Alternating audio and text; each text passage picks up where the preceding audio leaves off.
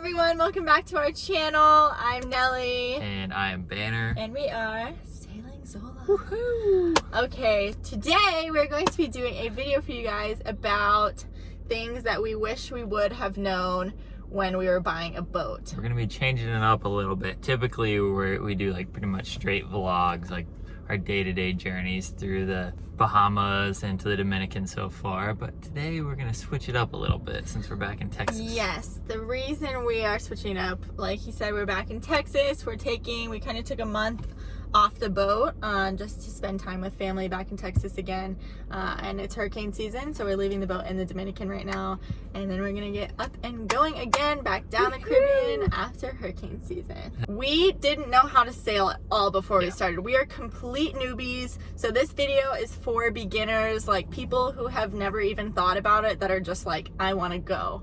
Okay, continue. Also beginners, but also people who are on lakes right now, or you know, or at a marina, who are just thinking about taking that next step to cruise to the Bahamas or cruise to some island somewhere. Yes. This is for you guys. This is for you. All you old salts out there already know all this. Learn from our mistakes. Do it. So we're going to start off. I'm going to say my number one thing that I wish I would have known, and then him, and then we're going to go through a list.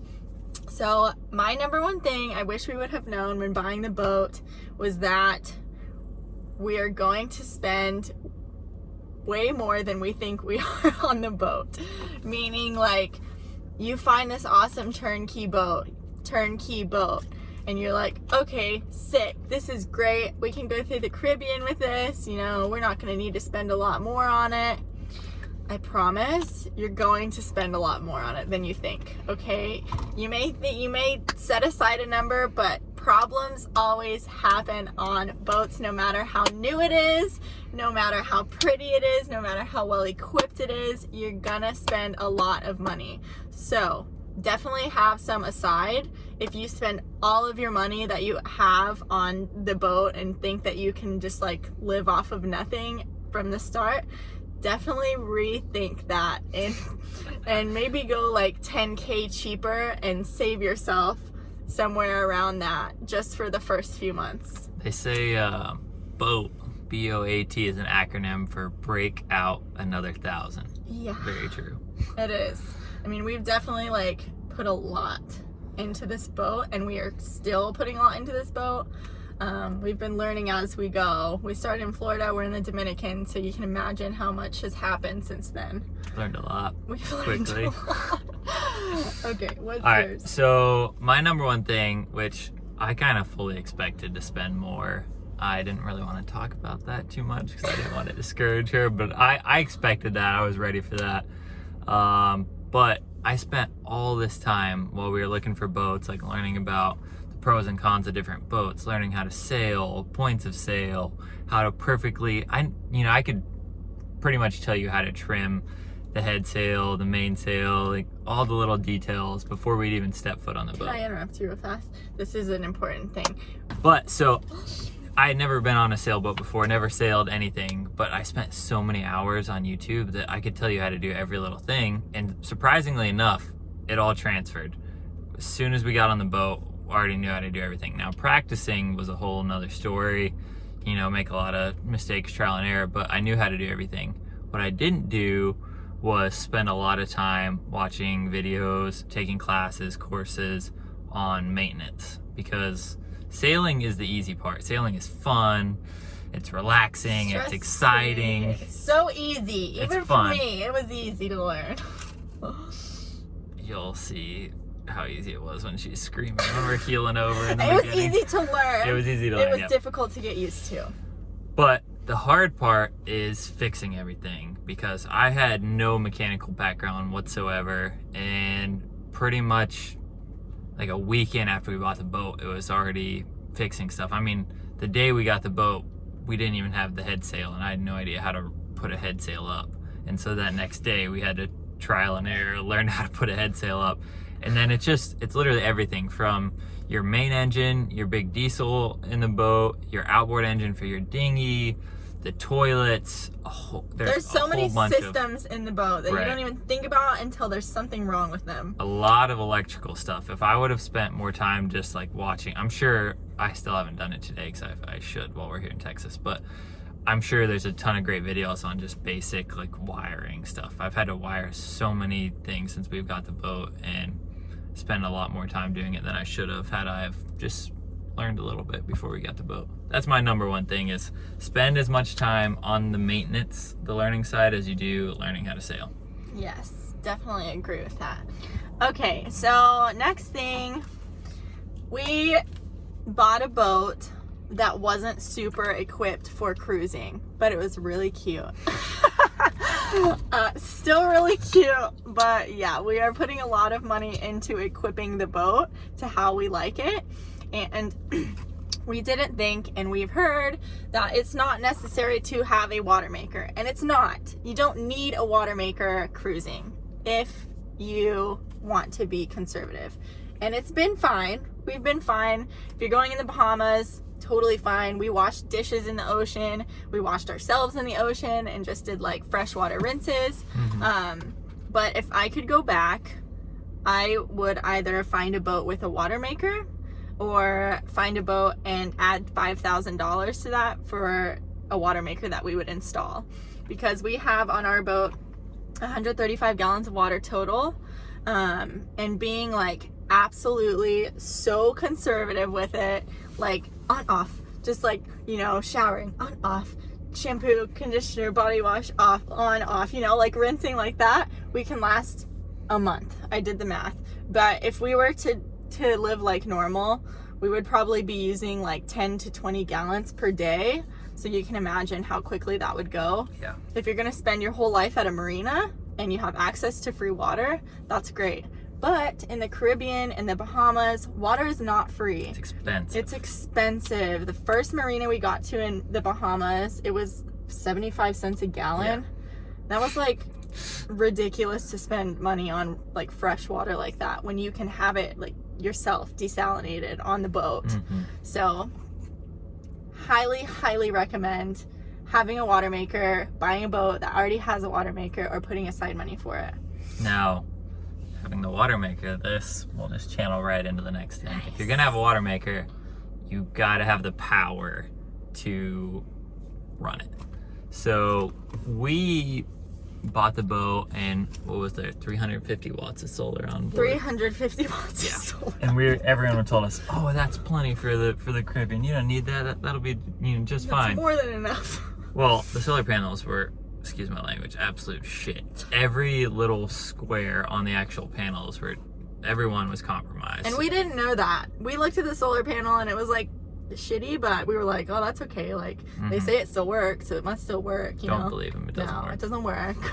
If one little square is compromised, that square is done for. So take that into. So I bought 3 new flexible solar panels. So what do we have? 450 now. 450. And it's so much better. 450 of solid panels is so much better, but definitely couldn't run a water maker off that. Yeah. So honestly, I say the bare minimum, if you want to cruise anywhere, Bahamas, Caribbean, anywhere comfortably, if you're going to be spending a lot of time on anchor, saving money, not being in a marina, you need at least 800 watts of solar. That's to be comfortable. If you want to run a water maker, multiple freezers, I'd say go 1200.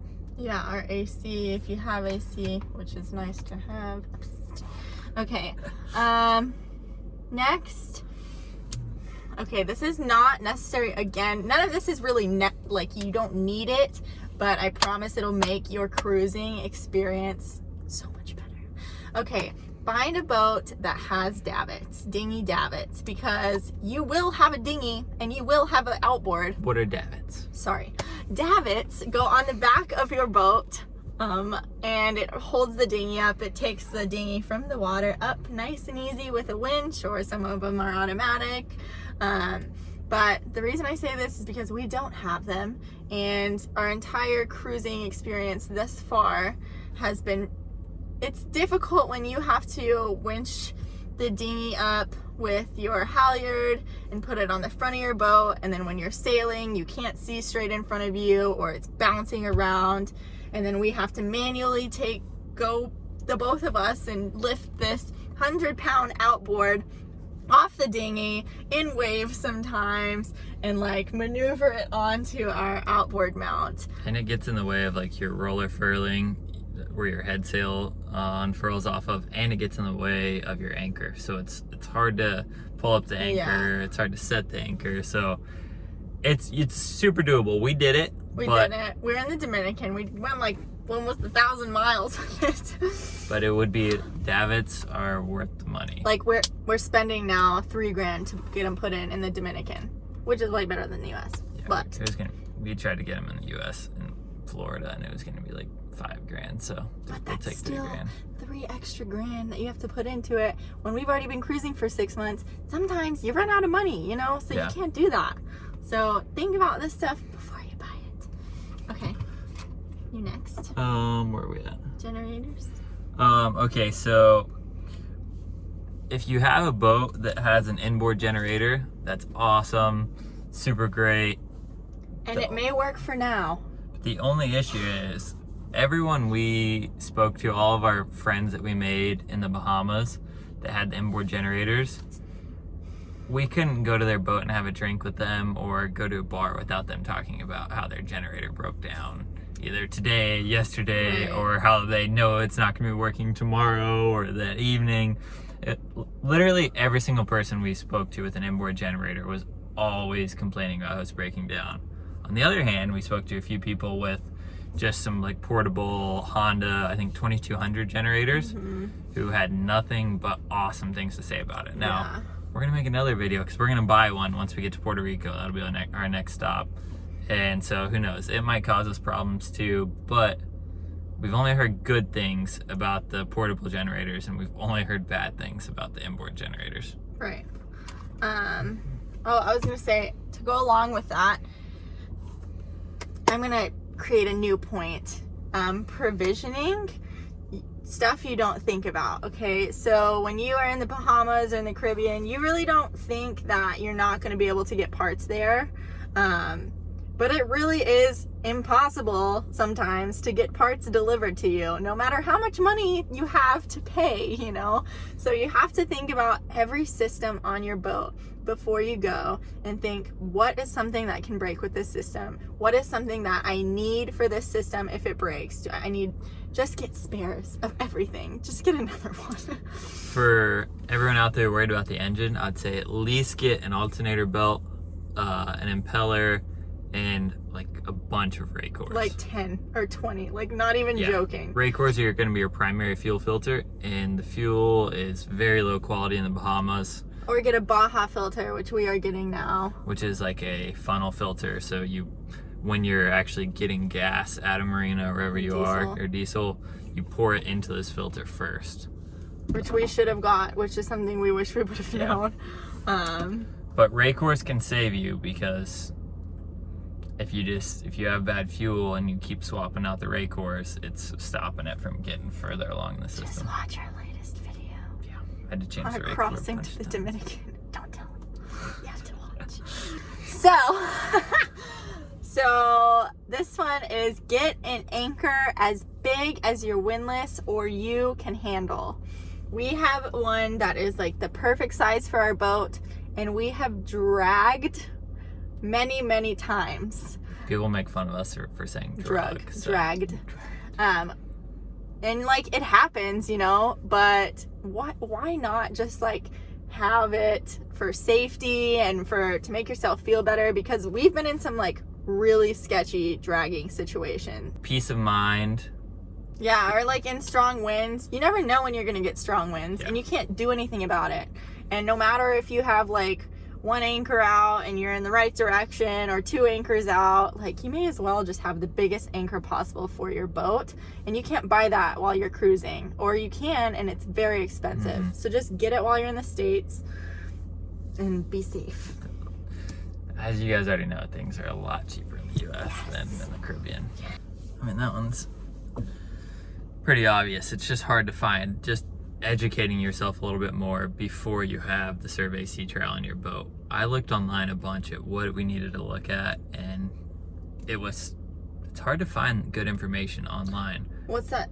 buy the book Sailboat Maintenance, because there's a section in the book that literally goes through every system, and it has questions you should be asking or thinking about when you're looking at a new boat or when you're looking at your boat. And I wish we would have had that before we bought it. Don't trust your surveyor to do everything, because some of them don't really go in depth. Yeah, and that's the other thing. Right now, the boat market is so hot that when you find you put an offer in and it gets agreed upon, it's like firing off. Your survey sea trials, they want it to be it's like the that week next, after. next week. And a lot of the really like quality surveyors are booked for a couple months in advance. So tell me how that system makes sense. Doesn't make sense. Yeah, so super annoying. So definitely know and do your research on that part, on every system, what you should be asking yourself or the surveyors. Educate yourself for sure. Everyone told us, oh, get a 15 horsepower 2-stroke outboard. That's the best thing you can have. And so we were like, okay, and we searched everywhere, couldn't find one. Finally, a few days before we took off to head around to Miami and then to the Bahamas, we found one. And it was a little bit older. It ran great for a couple weeks, and then it started having issue after issue after issue and after then it just issue. stopped, and it would stop for a week, and we would have to like paddle in situations where paddling is not easy. Yeah, and so for, again, convenience and peace of mind, unless you're this awesome mechanic, get a newer outboard. I mean, you can get them in the Bahamas. Or a 4-stroke. Yeah, you can get the 15 horsepower 2-strokes in the Bahamas if that's really what you want. They're lighter. Barely. Yeah, but you're only saving 10 to 20 pounds. So 4-strokes are becoming just as fast, just as reliable, way more fuel efficient. If we could go back and start over, I mean, we got one in the Bahamas and I love it, a 2-stroke, but if I would just from the beginning buy a brand new 4-stroke in the US and just start with that. We talked to a few people who bought 4-strokes 3 or 4 years ago and haven't had a single problem, and we were having problems once a week with our once a day. It's just not worth it. That's your car out there. Yeah, you have to have a reliable car, otherwise you're kind of screwed. Okay, last thing on here that we have. If you're going to cruise the Caribbean, you're going to be motoring way more than you think. Even if you think, oh, we can just tack and jibe. I'm sorry, but no, you're not going to. You're going to be motoring, okay? So make sure your engine doesn't have like 5,000 hours on it, because you're going to be putting lots of hours on it no matter what you think. It's just how it goes, how the wind is blowing. It'd be a different story if you get there right after hurricane season, you have all the time and you're only doing the Bahamas.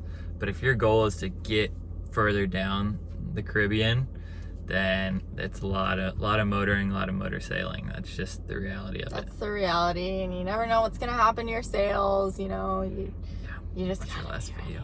Okay, last thing that I wanna point out is, if you're gonna get a boat and head to the Bahamas and you want to do a bunch of spearfishing, you want to do a bunch of fishing, all this stuff, everybody we talked to had all these plans. They wanted to do that, but most of the people who were out there had no idea how to free dive, really. And we were beginner free divers, but I mean, we were miles ahead of most of the other people around us. They couldn't touch the bottom of the ocean in 20 feet. And if you can't do that, you're not going to spear fish unless it comes right up to you and begs you to spear it. At the end, before we left the Bahamas, I got to where I was spearing fish in 50 feet of water, which isn't great. It sounds like a lot, but I mean, that was like my absolute max, getting to the bottom, finding a fish, shooting it. So I really wish I would have spent a lot more time maybe taking a freediving course. Yeah, because apparently, definitely take a freediving course. Apparently that makes all the difference in the world. We're going to try and take one soon. Yeah. And to go along with that, stock up on your fishing lures in the U.S. And line. Just stock up. I told him not to because I didn't want to spend money on it. She was nagging me. I was trying to. I was like all ready. But you lose them. You lose them so fast. One big tuna and your lure's gone, and all of that line on your reel is gone. Potentially. So if you don't bring spare line, you're gonna be screwed. And, like, get a huge reel. I was trying to spend money on reels, and just do it. she wasn't letting me. Because meat is expensive. Like in the whole Bahamas, you can't find meat for cheap. A cedar plug, which is what we caught most of our fish on, which you should get like 20 of, costs what, $56 in the Bahamas when they're $7 in the States. Yeah. Just stock up. Cedar plugs are the best. They're awesome. The best. And learn how to use a hand line. It's so much easier than a rod and reel. Maybe we'll do a little, like, hand line tutorial. Yeah. Okay, but I know this video was long, but I hope it was super helpful for you guys. Please subscribe to our channel if you enjoyed this. Let us know in the comments if you like this type of video, if you want us to do more like informational videos. We're thinking about doing everything you need to know when cruising to the Bahamas video. Let us know if you want to see something like that. Also, subscribe and become a patron for early access to videos and update real life updates on where we're at, because we're always a little bit behind on our videos. And yeah, just let us know what you like to see. Thank you so much for being here and supporting us. We love you guys. To all our haters, we love you too. Okay, we love you. Keep commenting. Keep commenting. Just keep it nice. All right. Goodbye.